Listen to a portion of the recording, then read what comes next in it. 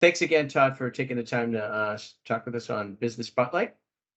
Pleasure, Bill. All right, cool. And so as we get going and we hear about your origin story a little, how did you become involved with what is now, we'll just refer to it as HVIA, Heavy Vehicle Industry Australia? Yeah, so I think my journey in industry association land started just over a decade ago, and I worked for a industry association called Cement, Concrete and Aggregates Australia, and they represented cement manufacturers, concrete suppliers, and the quarry sector. I had no background in that. I'm a lawyer by trade, and just loved that world. And I found out that cement and concrete was a transport and logistics business. It really was moving product from quarry to cement plant, or quarry to concrete plant, and then to site.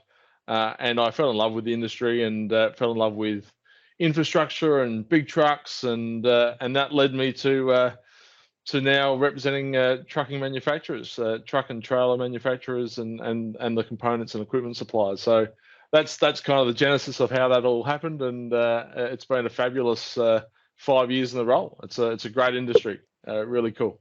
That's awesome. I envisioned like a 6-7-year-old Todd playing with big trucks and stuff like that, and this is just your chance to do this for real.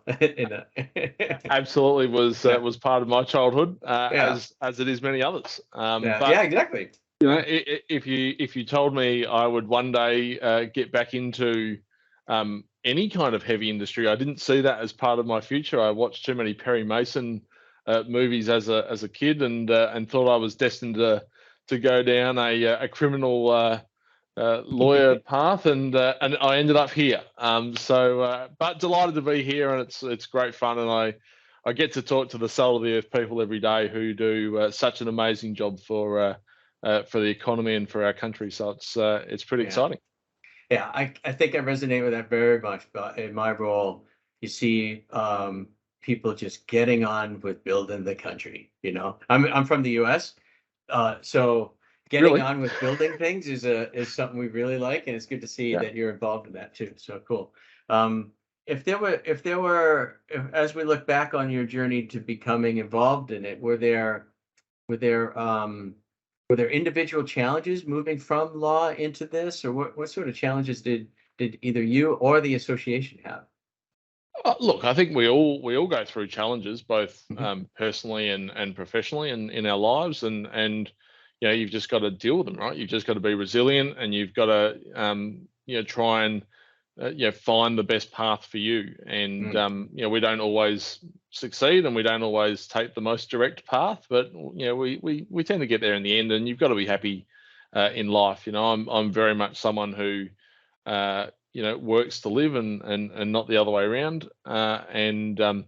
And this is a great industry and a great role, and I love what I do. I genuinely wake up every morning with a passion to get to work, and the excitement to get to work, and that's what life's about. And so, sure, has there been challenges? Yes. But is there any one specific thing that I think, I was really struggling with that? It's probably not. But I'm someone who doesn't sweat the small stuff. I've always been someone who knew where I wanted to get to, and I'm still on that journey.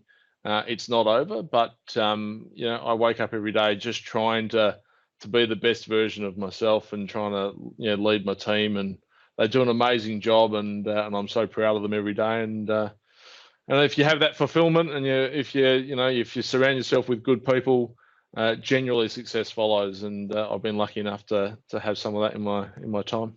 That's cool. I like it. I think in a way you have solved early on in your life, it seemed, one of the things that and I don't want to, sometimes people get caught up in the small stuff, right? And that becomes like the normal habit.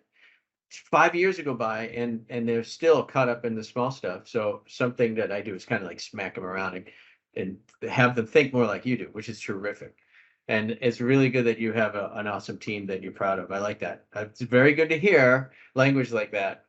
Tell me a little bit about the team. I mean, how many people we have going there? I've got 11 staff, Mhm. and the output in Australia, we put on the second biggest trade show in Australia, the Wow. Brisbane Truck Show, and it's the largest on-road transport event in the Southern Hemisphere. It's the biggest B2B event in Queensland, Wow. and to do that with such a small team who have day jobs. This is something that we do on the side. To do that with such a small team who bandy together and somehow bring the industry together for such a massive event. You're talking about 40,000 people will come through the doors of the Brisbane Convention Exhibition Centre in May, just over 75 days time. Not that anyone's counting, but to do that requires it's an extraordinary workload, and I'm conscious each and every day of just how amazing that team is to bring that together. And I get to the convention centre the Saturday before show day, and it's literally just a couple of football fields full of concrete, and then we turn it into something that's just amazing. And to see that evolution, to see that coming together, to see the precision. None of us are really do that as a career, but it just comes together, and to see it happen is just an absolute joy to be a part of, and I love it. And it's great to have that team around me, and they joke that I just swan around and point fingers and talk to important people, but they do an amazing job, and it's really important for the industry to do that. I mean, the serious side of that is that industries, doesn't matter which industry, that you talk to your customers on a day-to-day basis, but to get the opportunity to talk to the community about what you do, particularly in an industry which is so front of mind, but then so far removed from every person's day-to-day life, is really cool. And it's great to see the smiling faces. It's great to have people look forward to coming to the show, and everywhere I go now, and every person I speak to, it's all about the truck show. So it's a cool thing to experience. So if you ever get a chance, come and have a look. Come and have a look. In fact, let's do that. Let's give everybody who is listening, because you're going to be doing this pretty much every year, and it's always the same name of the show. Brisbane Truck Show. It's pretty simple. In May. It's in May of this year. We're every second year, so we give everyone a year off, and then we come back and we do it all over again. With the right energy rather than drain them. Yeah, I used to do big events promotion, and it's kind of like your own version of a Super Bowl. Everything's got to be done, and there's some surprises that show up, and you always have to just flip and triage instantly and make things move, and don't let the show stop. I just love I love it. I love the fact, and I probably shouldn't admit this too much, but I love the fact that my team make decisions on the fly. I love that you've got to trust your gut. I love that you can put so much time and effort into planning and strategy, but stuff does go wrong, and you do need to make a call, and you've got 3 minutes to make it. And I love that you've just got to kind of trust your instincts, and it would never fly at a corporate level. I speak to some friends who are working for big ASX listed corporates, and they go, you'd have to. You'd have to get approvals after approvals and write papers after papers, and you'd have to present to buggery, and we just go bang, bang, bang, bang. We have to do it. So it's time sensitive. It's time sensitive, and I think the planning that you've done at the beginning lets everybody know what everyone else's priorities are too, so they don't. So they just seem to instinctively know the best way of getting that done for the whole operation, because they see how it fits into the operation. And then you can trust it with it. And the show is bigger than us. The show is a legacy. I mean, we get the pleasure and the privilege to work on the show, but the show started in 1968. It's been going for 52 years or 53 years, and we just get the pleasure of working on it for a short time that we're here. So it's far bigger than us, and it'll be around far after we're all gone, and long after we're all gone. So that's good. it's cool to be a part of.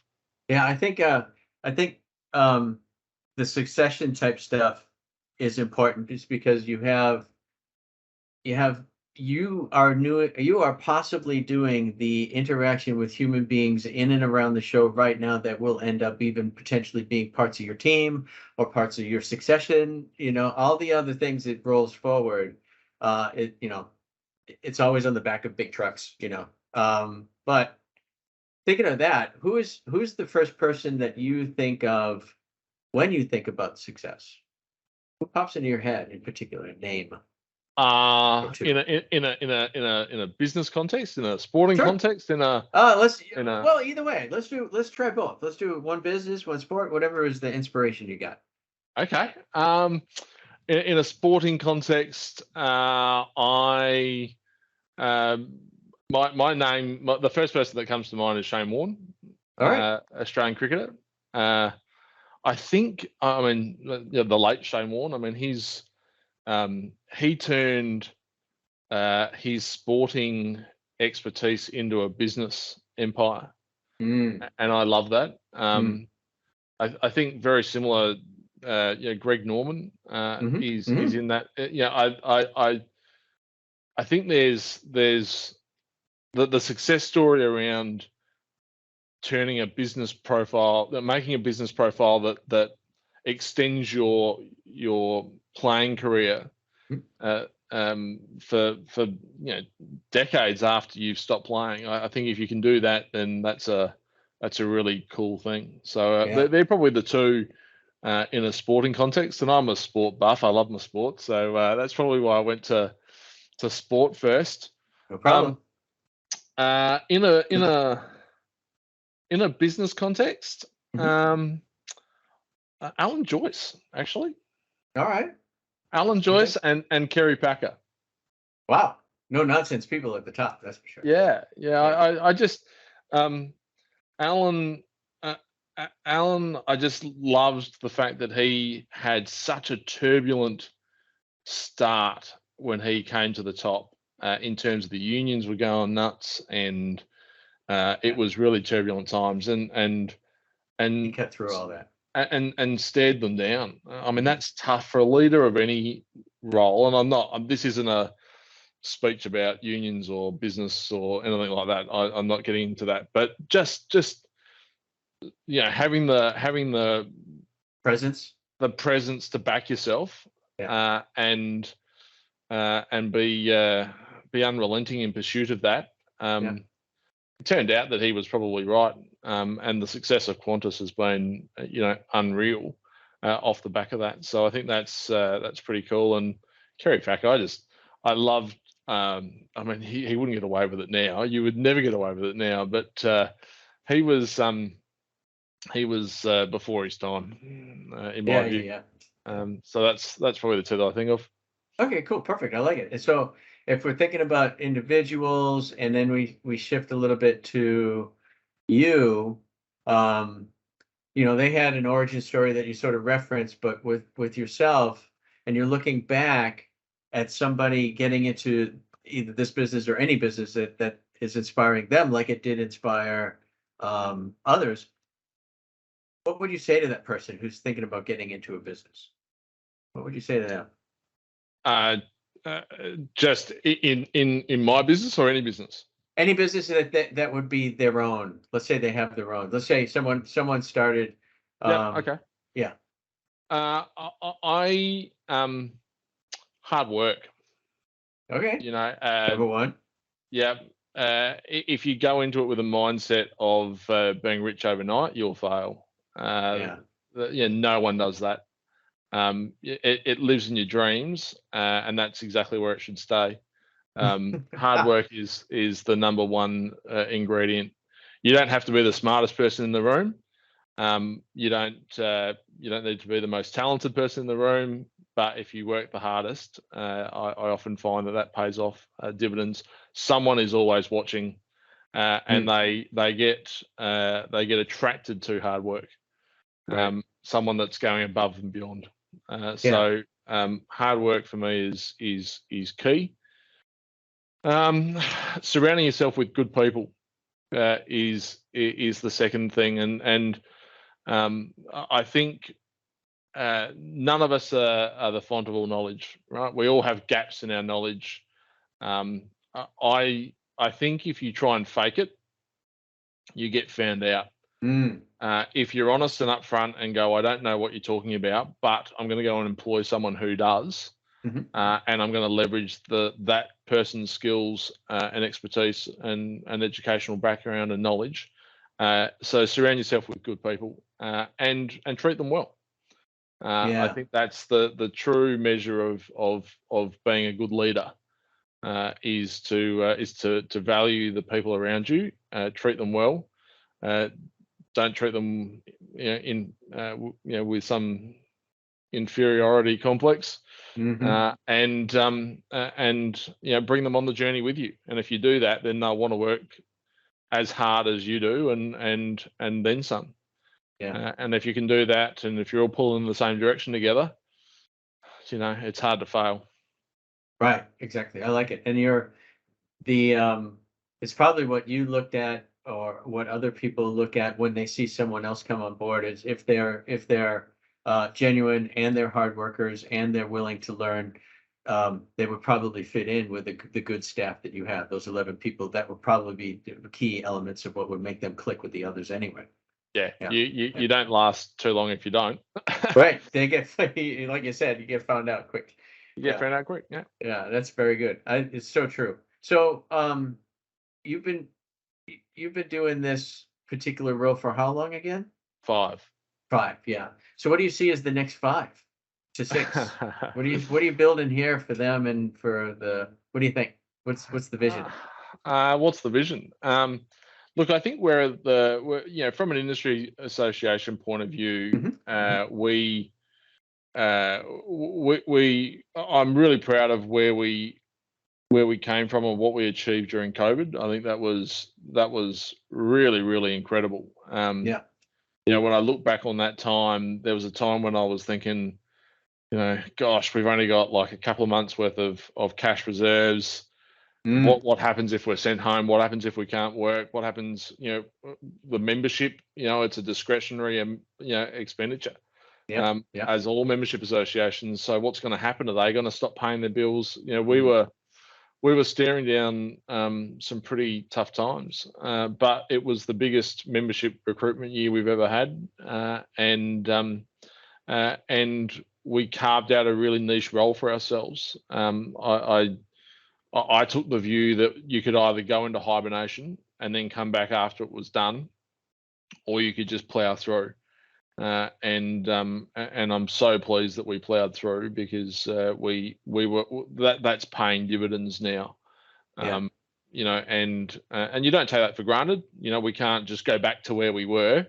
It's a new normal. We've now got to continue to do that. But I think the industry is also in a really precarious time. It's an exciting time, but this whole sustainability piece is massive, and the innovation and the technology and the transition of a decarbonised fleet is absolutely mind blowing. It is honestly the R&D expenditure, the capex, which is going into changing over 100 years of product development to. And I'm not necessarily saying sometimes that with different OEMs entirely, people you haven't even worked with. Yeah, and disruptors into the market, and it's a crazy brave world, Right. but it's really exciting. So I think that's going to be the next 5 years is all about alternatively fueled vehicles or zero emission vehicles, whatever that may look like, whether that's battery electric, whether that's sustainable diesel, whether that's biofuels, whether it's hydrogen. I don't know where it's going to go. But that's a really important piece. What I do know is that trucks will still dominate the landscape in Australia. We've got the most unique freight task in the world. We carry the heaviest payloads, the furthest distances anywhere in the world, and I don't see that changing. So trucks are going to be necessary, and we've got to do that safely, and we've got to do that as efficiently and as productively as possible. So yeah, that's our role. Is that's our mission? Is to support our members in that in achieving that. And I think if you stay true to your core message, and if you are constantly looking at ways in which you can make their life better and improve the industry and the market that we operate in, then we'll be doing well. So that's the next 5 years. Yeah, and as an association, they're all going to continue to look to you for that guidance. I bet you in COVID they probably looked to you for guidance, and you were helping them make some hard decisions. I'd like to think so. Yeah. I'd like to think so, but they were making their own, they're making their own decisions as well. I mean, what's that saying? Success has many fathers, but failure's an orphan. We had a very successful time. I mean, notwithstanding that it was personally, a lot of people suffered. A lot of people in the industry suffered. It was tough. It was really hard. People lost loved ones, and you've got to always respect that. But from a business, purely looking at it through a business lens, COVID was both a massively challenging time with supply chains. We've got skilled labor shortages at the moment. We're still in a supply crisis. You've got componentry, you've got technology that's in short supply and not available. You've got long lead times, the cost. I've never seen as much money spent on air freight as what happened during COVID. So there was challenging times, and just managing the health crisis, just managing your staff. Right. I mean, that's right. I found it hard, and I've only got 11 people. Yeah. Imagine some of these businesses with 500, 1,000 people. Yeah. How you manage that is incredibly tough. So pretty instant and detailed new protocols. Go. That's it was like, all right, now the new rule, the whole new how you do everything has changed. As of now, go. There's no choice. Go. Absolutely. And so I think, but we've come out of that the other side from a health perspective. Okay. And then, and from the business perspective, I mean, we had record truck and trailer years last year, and not just by a little bit, by massive amounts. And the industry, if you speak to anyone in the industry at the moment, they probably said, but for the supply chain stuff, we probably would have been able to do a lot more. Yeah, that's fair. So that's very fair. So from a manufacturing point of view, the numbers were at record levels, and the pipeline is really strong. Now, what does that look like with inflation and interest rates and an uncertain economy? We'll see. But as of right now, most people in the industry are telling me that the orders are pretty strong. Profit margins were down, but orders were strong. Yeah, and more adjustments to come. There's no doubt in my mind about that. So if we're looking back at the 18-year-old Todd, what would you say to the 18-year-old Todd, knowing what you know now? What would you say? You just bump into him, and you're waiting for the same bus, or you're waiting for the same something. Yeah. Put that beer down is probably the first thing I'd say. Probably focus on your studies a bit more. Probably turn up to university would have been nice. Get out of the uni bar. No, look, I think I've always had a fairly level head, and I've always had a fairly clear, core principles that I live by. Sense of myself, core principles that I live by in terms of my character. And I think if you trust that, then I'd probably just say back myself a bit more. Just trust myself a bit more and trust your gut. Good. Look, it's been, no one has a charmed run, but it's been a fairly decent run, so you can't complain. I don't complain. That might be the other thing. Don't complain, right? Yeah, that's probably something that I would say. Don't complain. Get on with it, kid. Just get on with it. I think there's a bit of that at the moment. there's a bit of that at the moment, and Yeah. But there's no, yeah, you know what, in your environment, especially with this event coming on, there's no space to give it any air, right? You just don't give it oxygen, and results will happen. You know. look, it is, and that's probably the benefit of something that's time sensitive, right? Mm, What I think we could do a little bit better is be a little bit more prepared and a little bit more strategic. mhm. I think sometimes we put ourselves under some unnecessary stress and burden and pressure, for an event that has a fixed date. It's Mhm. kind of That like is an true, election. We know when the date is going to be. You right? don't have to leave your policy announcements to the Yeah, last 5 days and it be a mad scramble. You can actually release some stuff, yeah. some pretty early, and And get it some moves your support. blood knowing that there's like this big clock ticking, doom, doom, doom. It's getting Oh, lower look, and it's lower. it's Yeah, certainly an adrenaline rush. yeah. But that's also a challenge for us in terms of safety. You've got thousands of contractors who I've never met come into a confined That's space right. with a That's right. clock ticking, Yeah, to get a task yeah. done. Um, Organized chaos. it is organized chaos, Yeah, yeah. and that's why I'm bald. I've lost a lot of hair, Here we go. through the stress. But it's good Sweet. fun, and I wouldn't change it Yeah, for the world. it sounds fun. It sounds like you're in the right spot for yourself. That's really good. So I would probably wrap up by asking, where do we send people to look up again for the show, just in case? So you can go through our website, hvia.asn.au, or All right. brisbanetruckshow.com.au. That's good. And Check it out. get in touch with this team. It's a good team, a good Todd. So that's great. Thanks again, Todd, for your time. It's been a good listen to the origin story and how it relates to the current things that we're looking at right now. It's very cool. Very cool. I think I appreciate it very much. And thanks again for being on Business Spotlight with us. No problems. Hope it helped.